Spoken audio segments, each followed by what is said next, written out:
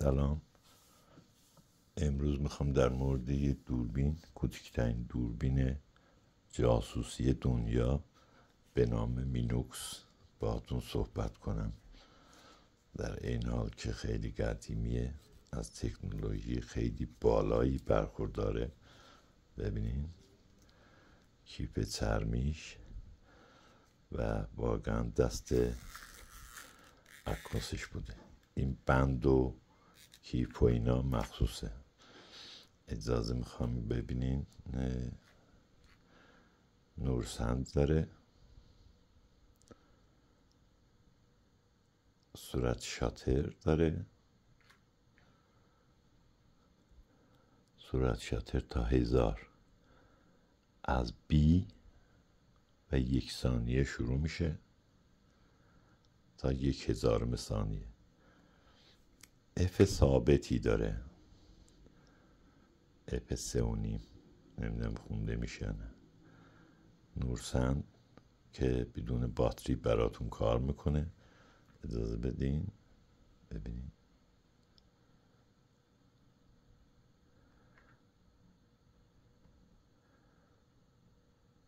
دیدین باز میشه، یعنی در واقع شارژ میشه بر عکاسی. ببینین دوربینای قدیمی دیگه رفلکس نبودن، پارالکس، یعنی از یه بیزور نگاه میکردیم، از یه دریچه اصلی عکس میگرفتیم. به همین خاطر به اصطلاح فوکوس کردن این دوربین خودش مشکل بود، یعنی 20 سانت، 10 سانت، 30 سانت، اینا الان بهتون میگم. ببینین این طرز عکاسیشه،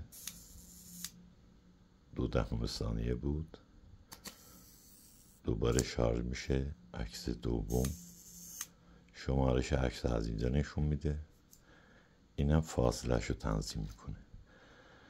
یه اهرم کوچولو یه دونه شیار داره اینجا، یه کلید داره. ببینید فیلتر سبز برای ابرا و اینا، فیلتر اندی، یعنی از این محوظه عکاسی میکنه. از این پنجره فقط میتونیم ببینین زوجتونو.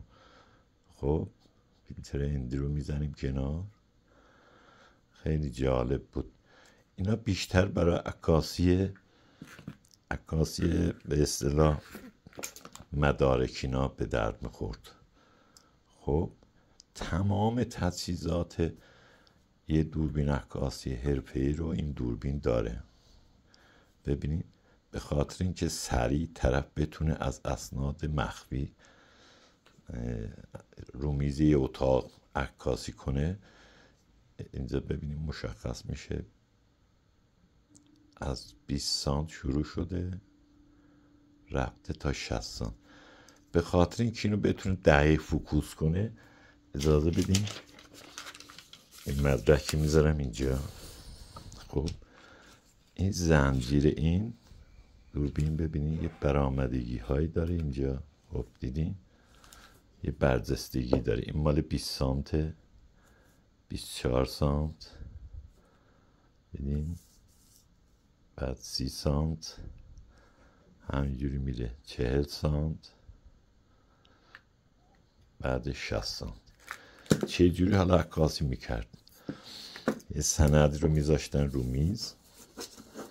خب این برجستگی باید میافتاد کجا؟ یعنی فاصله دوربین تا سطح این مدرکه 20 سانت بوده. فهمیدین؟ اینجوری